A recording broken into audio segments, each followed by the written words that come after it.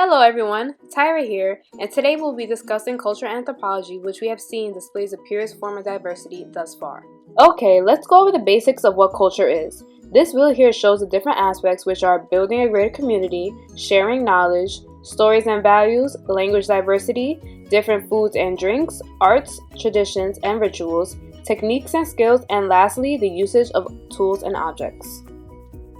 Culture is also defined as socially transmitted ideas, values, and perceptions which are used to make sense of experiences and generate behavior that are reflected in that behavior.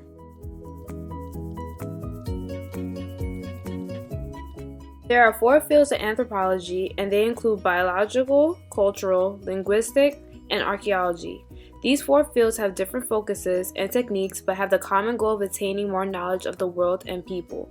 However, cultural anthropologists study cultural variations amongst human beings. They also study the common cultural systems that shape the physical and social world around them. Moving forward, ethnography is writing culture, which creates a portrait of people. The purpose of this is to understand, on a deep level, how reality makes sense to certain people. This is achieved by interviewing, observing, and recording people's lives and activities in their natural setting. Hence, while we're moving around the map right now, this type of research is conducted in all parts of the world to gain a better knowledge.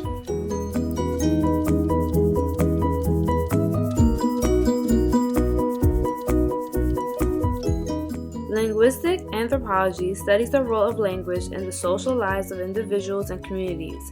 Language is defined as a system of communication using symbols, sounds, gestures, or marks that are part together according to a set of rules and meanings that are intelligible to all that share the language.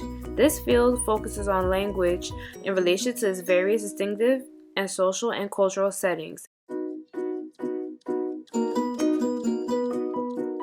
The evolutionary theory suggests that inherited characteristics of biological populations change over successive generations by the means of natural selection.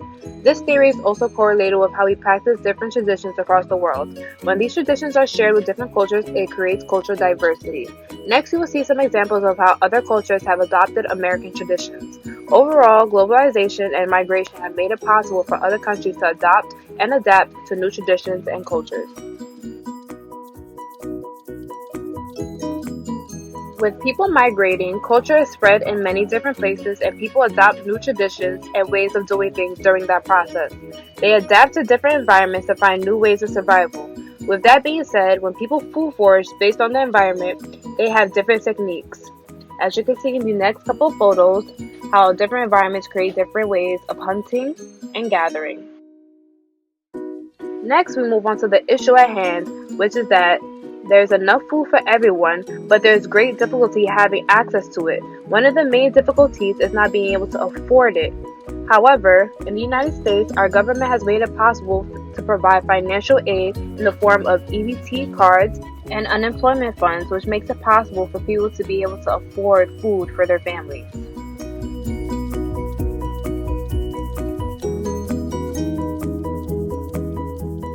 Environmental anthropology focuses on the balance between humans and the environment. Through this study, we are able to see how our impact as human beings may have detrimental effects on our ecosystems. The 4 services ecosystems provide are provisioning, regulating, cultural, and supporting. These 4 services work together to create our system of biodiversity. However, situations like deforestation and industrialization creates conflicts for preserving our biodiversity. Moving on to local changes, multiculturalism has been very hard to attain for certain countries. In some places, xenophobia is practiced. Xenophobia is the fear or hatred of strangers or anything foreign. It is classified as being extremely inflammatory in times of economic uncertainty and when social tensions rise.